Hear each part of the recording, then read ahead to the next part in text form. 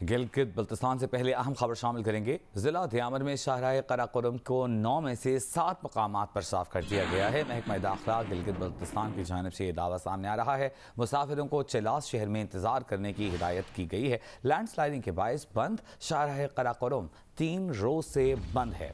गाड़ियों की लंबी कतारें इसकी वजह से लगी हुई हैं। खवातीन और बच्चों समेत सैकड़ों सयाह फंसे हुए हैं। लोग बेजार होकर अब गाड़ियों से उतर आए हैं। सड़क किनारे डेरे डाल दिए हैं। गिलगित अस्तोर रोड ट्रैफिक के लिए खोल दी गई है। गिलगित अस्तोर रोड 15 मकामात पर लैंडस्लाइडिंग के बायस ब्लॉक हुई थी।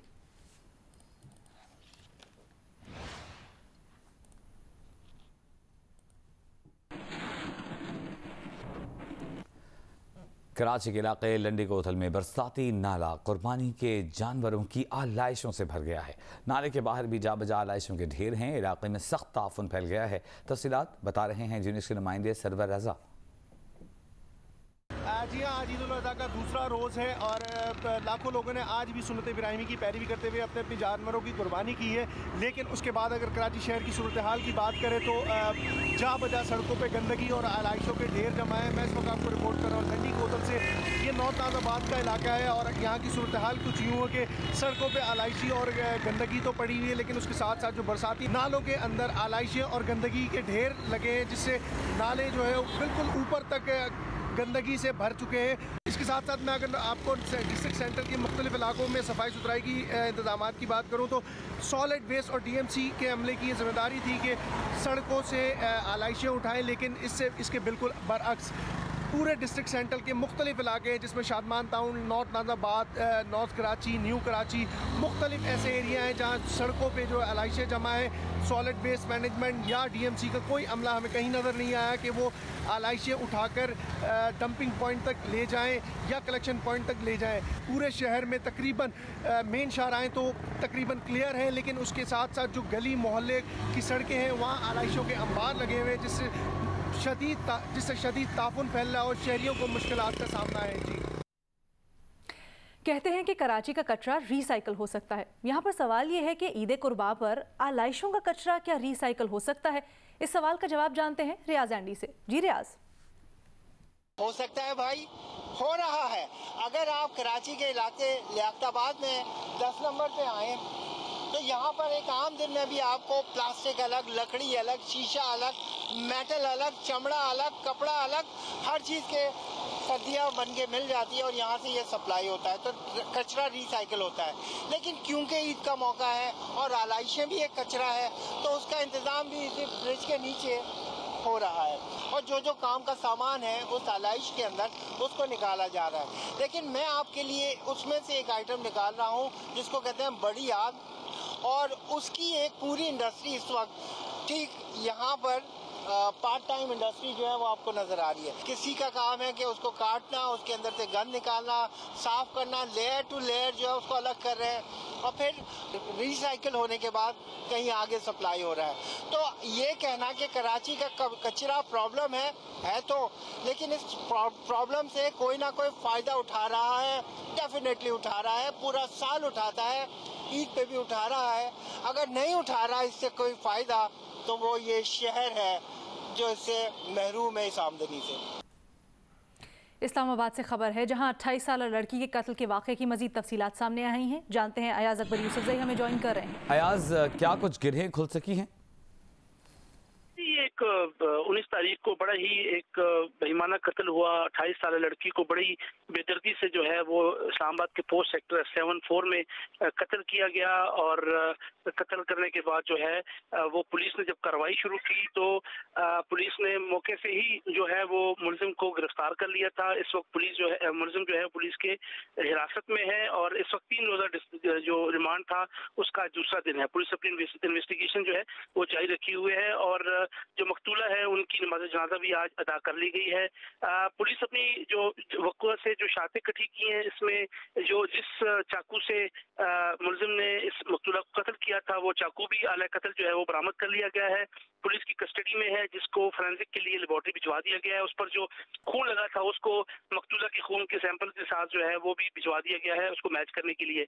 एक पिस्टल और 100 से ज्यादा जो है वो रोन भी वहां से मिले हैं और साथ साथ एक आईनी मुक्का जो है वो भी मौके से ये मिला है। इसके साथ साथ अभी पोस्टमार्टम रिपोर्ट अलीना अभी तक नहीं आई, उसके बाद ही तफसीलन मालूम होगा कि कॉज ऑफ डेथ क्या थी। साथ साथ आपको ये भी बताएं कि थोड़ा सा बैकग्राउंड में कि जो इस मुलजिम के वालिदैन का ताल्लुक जो है वो कराची से है और एक बिजनेसमैन फैमिली है। इससे मुताल्लिक आपने अहम चीज़ें हमें बताई, बहुत शुक्रिया अयाज तफसीलात के लिए।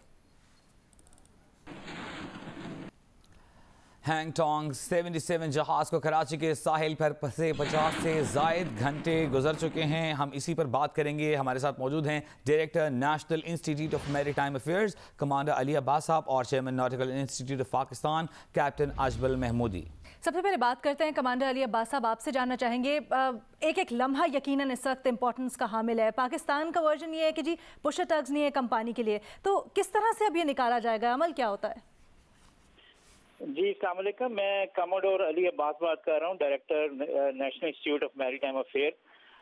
ये बिल्कुल एक एक लम्हा कीमती है क्योंकि जहाँ पे ये ग्राउंडिंग हुई है, ये यहाँ देखने की बात है कि वो ग्राउंडिंग की नौयत क्या है। यकीनन जो एक्सपर्ट टीमें, ये टेक्निकल टीम्स जाएंगी, वो ये डिटरमिन करेंगी कि ये वहाँ पे पानी की डेप्थ कितनी है और ये ग्राउंडिंग किस नौयत की है।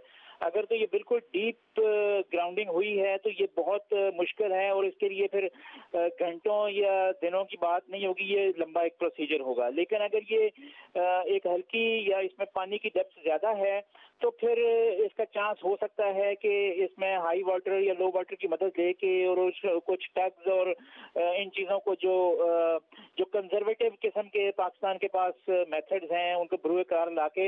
लेकिन अभी हम ट्रायल एंड टेस्ट मोड पे गए नहीं, हमने ट्राई ही नहीं किया इसे बाहर निकालने का, ऐसा कह रहे हैं आप? नहीं, ऐसी बात नहीं कर रही है। इस वक्त ये कहना कबल वक्त होगा कि किसी ने ट्रायल नहीं किए, ये टेस्ट नहीं किए। यकीनन जो कंपनी है जिसकी ये वेसल है वो प्राइमरी जिम्मेदारी उसकी है और उनका ही काम है। लेकिन चूंकि हमारे साहिल के हमारे कोस्ट पे है तो जाहिर है कि हम भी आइडल तो नहीं बैठ सकते और यकीनन जो भी इदारे हैं, जो भी जिम्मेदार इदारे हैं वो इसी पर बात करेंगे chairman nautical institute of Pakistan से अजमल महमूदी साहब, बताइएगा क्या सोल्यूशन है इसका?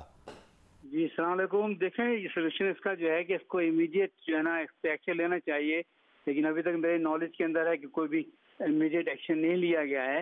लेकिन एक्शन से पहले हमको जो है इसके लिए जो है ना प्रिकॉशन लेनी चाहिए थी कि जहाज जो है काफ़ी अर्से से बाहर आउट रैंकेज पे खड़ा हुआ था और उसके बाद सुना यह है कि जहाज का एंकर भी जो है टूट गया था, रफ वेदर था।